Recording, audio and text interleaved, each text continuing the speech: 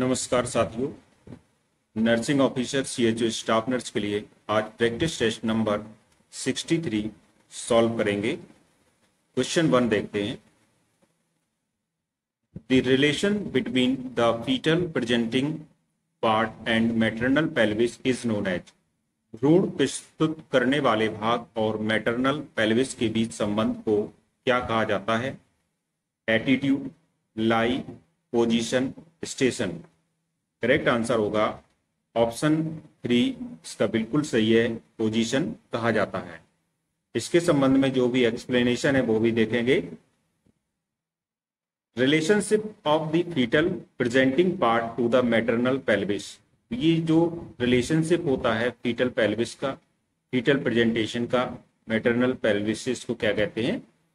Position कहते हैं। और इसके कुछ स्टेप्स होते हैं।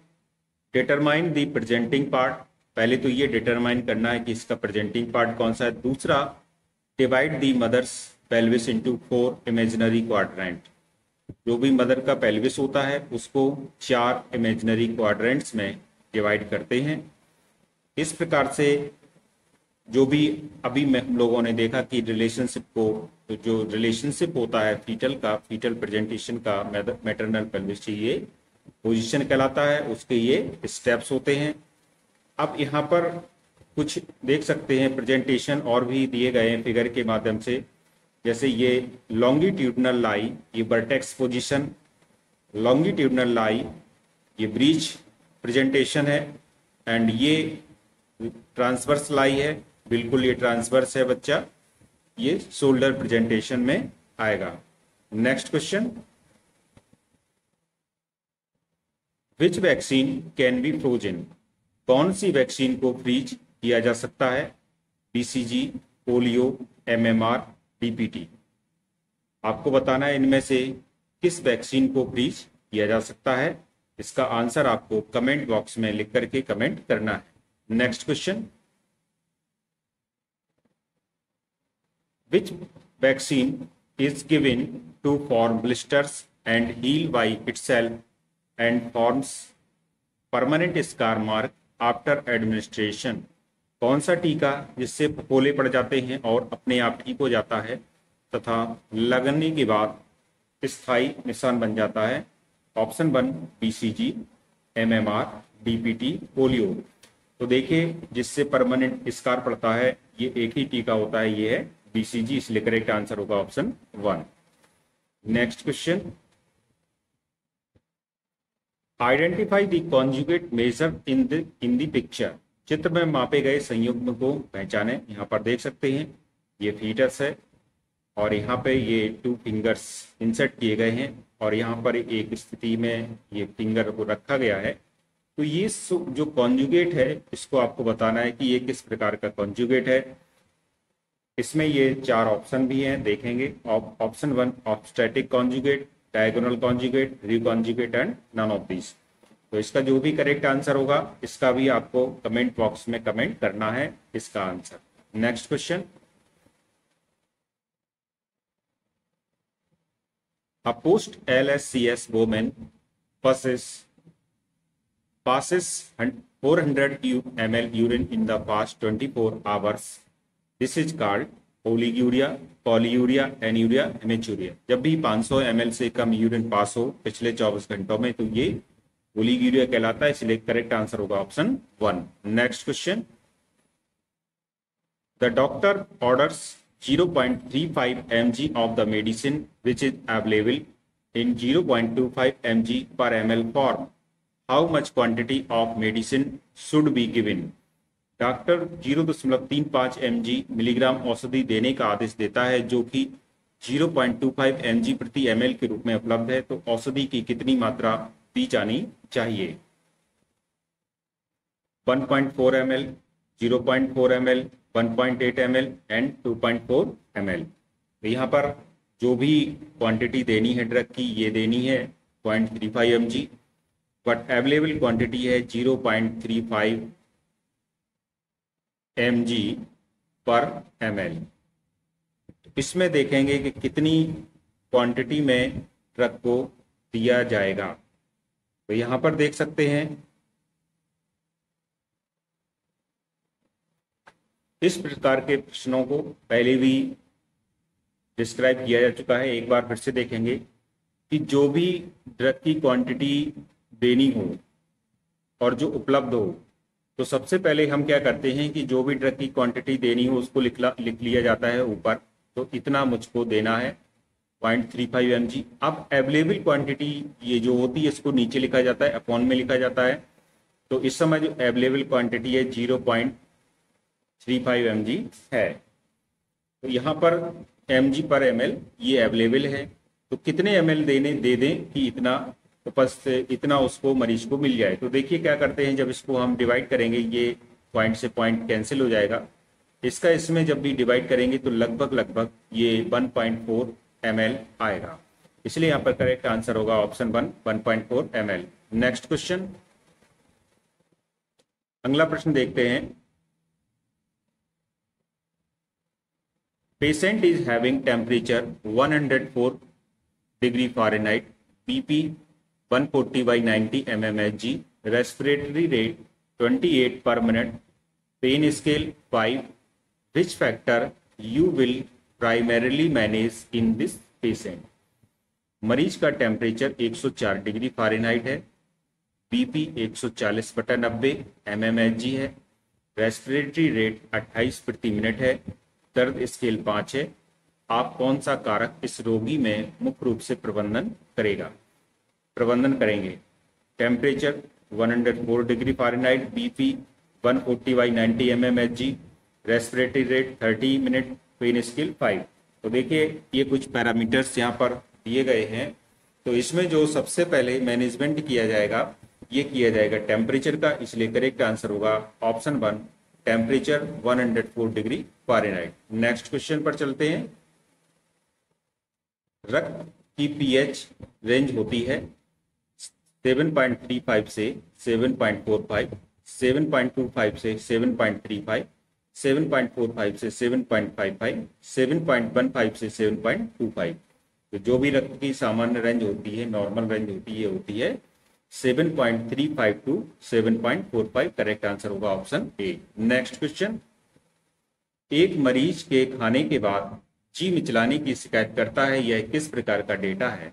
A patient complains of nausea after eating. What type of data is this? Subjective, objective, personal, इनमें से कोई नहीं। इसमें जो करेक्ट आंसर होगा, जब भी ये इस प्रकार का डेटा है, ये एक सब्जेक्टिव डाटा है जिसमें एक पेशेंट कंप्लेंस करता है खाना खाने के बाद नौजिया की, ये एक प्रकार का व्यक्तिपरक या सब्जेक्टिव डेटा होता है। नेक्स्ट क्वेश्चन पर चलते हैं। 0.45% ml नॉर्मल सलाइन है, hypotonic, isotonic, hypertonic and colloid. तो ये हम जानते हैं कि 0.9% ये NS होता है, ये नॉर्मल सलाइन में आता है, इसलिए इसको NS बोला जाता है। जब इसका आधा कर दिया जाएगा, इससे जो कम कर दिया जाएगा, तो निश्चित बात है वो हाइपोटोनिक में आएगा। हाइपो मीन्स कम होता है, इसलिए करेक्ट आंसर होगा ऑप्शन 1 हाइपोटोनिक। नेक्स्ट क्वेश्चन पर चलते हैं। You are giving 50% dextrose IV to the patient. Apart from this, all the complications can occur. आप मरीज को 50% डेक्सट्रोज IV दे रही हैं, किसके अतिरिक्त सभी जटिलताएं हो सकती हैं। Oedema, renal failure, hyperglycaemia, thrombophlebitis. तो इसमें जो करेक्ट आंसर होगा 50% डेक्सट्रोज जब IV दिया जा रहा है तो हो सकता है एडीमा हो, हाइपरग्लाइसीमिया की कंडीशन हो सकती है और थ्रोम्बोफ्लेबाइटिस हो सकता है, लेकिन रीनल फेल्योर की ऐसी कोई संभावना नहीं होती, इसलिए करेक्ट आंसर होगा option B renal failure. Next question, which solution is used to clean blood splatters on the farsh. फर्श पर रक्त के छींटों को साफ करने के लिए कौन सा विलयन यूज करते हैं। Chloride mixed solution, phenol mixed, Cidex mixed, formalin. तो जब भी फर्श पर छींटे पड़ जाएं तो इनको जो है हाइपोक्लोराइड सॉल्यूशन से साफ किया जाता है। तो ऐसा सॉल्यूशन इसमें एक ही ऑप्शन है, वो है ऑप्शन ए chloride mixed solution. Next question, 60 kilo वजन वाले मरीज को 25 mg पर kg body weight per day IV देने के आदेश हैं। 2 खुराकों में विभाजित करने के बाद एक खुराक होगी। There is an order to give 25 mg per kg body weight per day IV to a patient weighing 60 kg. One dose after dividing into two doses will be 750 mg, 650 mg, 700 mg and 450 mg. इसका correct answer होगा option A 750 mg। तो इसको निकालने के लिए देखिए क्या करते हैं कि यहाँ पर एक 60 किलो वाला मरीज है, उसको जो खुराक देनी है वो 25 mg पर केजी बॉडी वेट के हिसाब से देनी है। तो इसका मतलब है एक 60 किलो वाले जो भी मरीज होगा इसको चूंकि 25 mg देना है तो 25 mg पर केजी, तो 60 किलो के लिए जो भी खुराक दी गई डोज है वो होगी 1500, क्योंकि इसका इसमें मल्टीप्लाई होगा। और जब इसको दो भागों में डिवाइड करेंगे मीन्स इसमें 2 का मल्टीप्लाई करेंगे तो ये आएगा 750 एंड 750, इसलिए यहाँ पर करेक्ट आंसर है ऑप्शन ए 750। अगला प्रश्न देखेंगे, the earliest symptom of hyponatraemia. तो हाइपोनेट्रीमिया का पहला लक्षण है fatigue, ataxia, thirst, weakness. Hyponatraemia means जब शरीर में सोडियम की कमी हो जाए तो इसको हाइपोनेट्रीमिया कहा जाता है, और इसका जो पहला लक्षण होता है ये होता है फैटिग, इसलिए करेक्ट आंसर है option 1। Next question, what is the difficulty in achieving and maintaining balance due to imbalance in gross and fine motor movement called. स्थूल एवं परिष्कृत प्रेरक गतियों में असंतुलन के कारण संतुलन प्राप्त करने एवं बनाए रखने में कठिनाई क्या कहलाती है? डिस्थेनेसिया, अटेक्सिया, स्पास्टिसिटी, डाइप्लेजिया। इसका करेक्ट आंसर होगा ऑप्शन डी, ऑप्शन बी, गति विभ्रम या अटेक्सिया। अब अटेक्सिया के बारे में पढ़ते हैं। Ataxia is a loss of muscle control. तो एक मसल कंट्रोल में जब लॉस हो जाता है एक उसको क्या कहा जाता है? अटेक्सिया कहा जाता है। People with ataxia lose muscle control in their arms and leg. This may lead to lack of balance and coordination and trouble walking. तो ऐसा क्या है कि जब आदमी चलेगा तो उसको चलने में कठिनाई होगी, क्योंकि उसके हाथ और पैरों में संतुलन नहीं हो पाएगा, हाथ पैर डगमगाएंगे चलने में। तो ये कंडीशन कहलाती है गति विभ्रम या अटेक्सिया। अटेक्सिया में affect the movement of fingers. तो ये मूवमेंट फिंगर भी, उंगलियों को भी प्रभावित कर सकती है। इसका कारण ऐसा होता है कि इम्पेयर्ड बैलेंस और coordination can be due to damage to brain. तो ब्रेन में डैमेज होने के कारण ऐसा हो जाता है, नर्व में हो जाता है और मसल में भी डैमेज होने के कारण ऐसा हो सकता है। अब कुछ ऐसी कंडीशन भी हैं जिसमें हो सकता है कि हाथ पैर चलने में कपकपे या बैलेंस नहीं बन पाए, लेकिन ये नहीं माना जाएगा कि इसमें अटेक्सिया है। जैसे कि जब कोई अधिक से अधिक अल्कोहल का सेवन कर लेता है तो उसमें भी हाथ पैर कपने लगते हैं, वो बैलेंस नहीं बना पाता है, या किसी ड्रग का साइड इफेक्ट हो गया। तो ये किसी ड्रग के कारण या अल्कोहल के कारण जब ये प्रॉब्लम हो जाए तो ये अटेक्सिया नहीं मानी जाएगी। नेक्स्ट क्वेश्चन पर चलते हैं। मम्स से प्रभावित ग्रंथि है पैरोटिड ग्रंथि, थायराइड ग्रंथि, एड्रिनल ग्रंथि, पैराथायराइड ग्रंथि। तो मम्स जो ग्लैंड को प्रभावित करती है वो होती है पैरोटिड, इसलिए करेक्ट आंसर है option 1 parotid gland. Next question,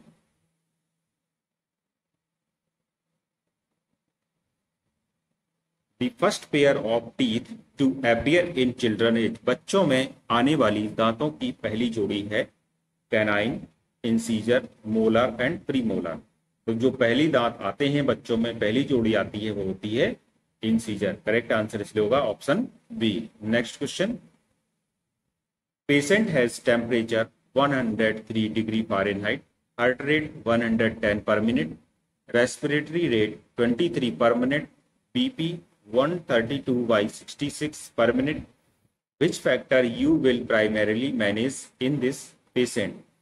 रोगी का तापमान 103 डिग्री फ़ारेनहाइट, हार्ट रेट 110 प्रति मिनट, रेस्पिरेटरी रेट 23 प्रति मिनट, बीपी 132/66 mmHg है। तो सबसे पहले इस रोगी में किसका प्रबंधन किया जाएगा? देखिए, जब भी इस प्रकार के क्वेश्चन आए, टेम्परेचर इतना है, हार्ट रेट इतनी है, रेस्पिरेटरी रेट इतनी है और बीपी भी इसका हल्का सा नॉर्मल से थोड़ा सा बढ़ा हुआ है ऊपर वाला, तो जब भी फीवर की कंडीशन है तो सबसे पहले टेम्परेचर को मैनेज किया जाता है, इसलिए इसका करेक्ट आंसर है ऑप्शन 1 टेम्परेचर। नेक्स्ट क्वेश्चन देखेंगे, किस डिजीज में बच्चों में लक्षण को ड्राइवन बाय मोटर के रूप में वर्णित किया जाता है? ADHD, ODD, conduct disorder, OCD। Correct answer होगा option 1 ADHD, hyper active disorder होता है ये। इसको जो है ड्राइवन बाई मोटर के रूप में वर्णित किया जाता है। Next question, the earliest sign of hypocalcaemia. Hypocalcium का सबसे पहला लक्षण क्या है? ट्विचिंग, नेगेटिव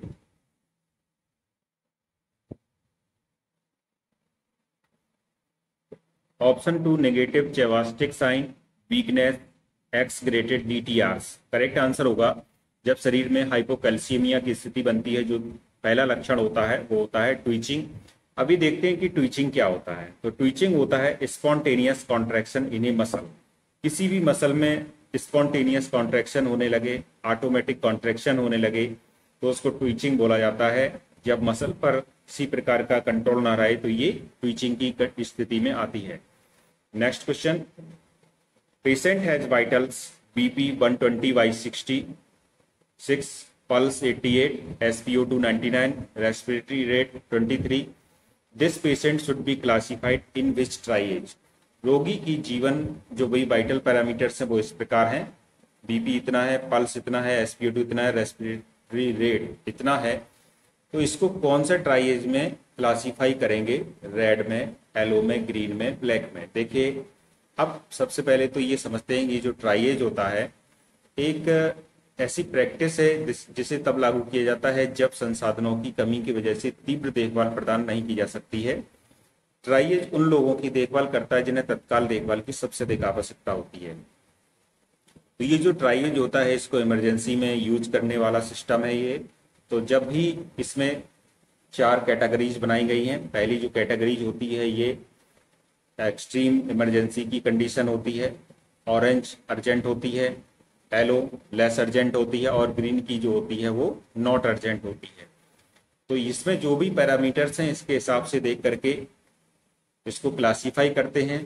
तो ग्रीन में इसमें नॉट अर्जेंट वाला लिया गया है क्योंकि इसमें जो भी पैरामीटर्स हैं इसमें पैरामीटर्स ज़्यादातर पैरामीटर्स इसके सही ही हैं। BP हो, पल्स हो, SpO2 है, रेस्पिरेटरी रेट हल्की सी बढ़ी हुई है लेकिन वो भी हल्की सी नॉर्मल ही मान के चलिए आप लोग। तो इसलिए इसको ग्रीन में हम लोग लेके के चलेंगे। तो इससे ऐसे देख सकते हैं कि जो भी रेड में आते हैं तो रेड में जो भी है एयरवे है, तो एयरवे इसका ऑब्स्ट्रक्टिव हो गया है, थ्रेटेंड एयरवे हो गया है, तब इसको रेड या ऑरेंज में रखा जाता है। SpO2 जब 80 से कम हो तो रेड में रखते हैं, हार्ट रेट 130 से ज़्यादा हो तभी रेड में रखते हैं, और यदि 121 से 130 के बीच में हो तो ऑरेंज में रखते हैं, और हार्ट रेट जब 111 से 120 में हो तो येलो में रखते हैं, और HR जब हार्ट रेट 50 से 110 के बीच में हो तो ये नॉर्मल माना जाता है, ये ग्रीन ट्राइएज में रखा जाता है। Next question, Why should the nurse place a piece of bandage over the infant's eye during phototherapy?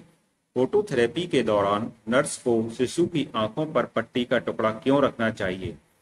चमकीले प्रकाश से अति उद्दीपन कम करने के लिए, यह सुनिश्चित करने के लिए कि आंखें बंद रहें, आंखों की अतिरिक्त तेज गति व चिंता को सीमित रखने के लिए, कंजक्टाइवा व रेटिना को क्षति से बचाने के लिए। देखिए फोटोथेरेपी ये बच्चों को दी जाती है। तो इसमें करते क्या है कि इस जैसे कि इस हम फिगर में देख सकते हैं, इस बच्चे में एक फोटोथेरेपी दी जा रही है लेकिन इसके जो जेनाइटल एरिया है और आंखें हैं इसको ढक दिया गया है। तो ऐसा क्यों किया जाता है? क्योंकि जो भी इसमें सॉफ्ट पार्ट होते हैं, सॉफ्ट टिश्यूज होते हैं, उससे ये फोटोथेरेपी की रेस से ये इफेक्टेड हो सकते हैं। इसलिए ऐसा करने के लिए, उनको बचाने के लिए आंखों पर पट्टी रख दी जाती है। अगला क्वेश्चन देखेंगे, Within 3 minutes after birth, the heart rate of a healthy, alert, newborn baby ranges between। जन्म के बाद 3 मिनट के भीतर एक स्वस्थ चौकन्ने नवजात शिशु की हृदय गति किसके बीच होती है? 110 to 160 beats per minute, 120 to 180 beats per minute, 110 to 130 beats per minute, 130 to 170 beats per minute. इस ऐसे जो कि नवजात शिशु इसमें स्वस्थ की श्रेणी में आता है, 3 मिनट के भीतर एक स्वस्थ चौकन्ना नवजात शिशु की जो हृदय गति होती है ये 110 से 160 के बीच में होती है। Next question, WHO declared COVID-19 a public health emergency on। जो WHO ने COVID-19 को विश्व के लिए एक इमरजेंसी किस डेट को माना था? 13/1/2020, 30/1/2020, 31/1/2020, 20/1/2020। तो WHO ने कोविड को एक पब्लिक हेल्थ इमरजेंसी घोषित किया था 30 जनवरी 2020 को, इसलिए करेक्ट आंसर होगा ऑप्शन 2, 30/1/2020। अगला क्वेश्चन देखेंगे, the normal interval of the QRX complex is. QRX complex का जो नॉर्मल इंटरवल होता है ये आपको बताना है कितना होता है। 0.08 सेकेंड, 0.12 सेकेंड, 0.16 सेकेंड और 0.4 सेकेंड। तो जो QRS कॉम्प्लेक्स होता है यहाँ पर देख सकते हैं इस प्रकार से ये होता है। QRS कॉम्प्लेक्स ये दिया गया है, तो ये QRS कॉम्प्लेक्स का जो नॉर्मल इंटरवल होता है ये 0.08 सेकेंड होता है, इसलिए करेक्ट आंसर होगा ऑप्शन 1, 0.08 सेकेंड।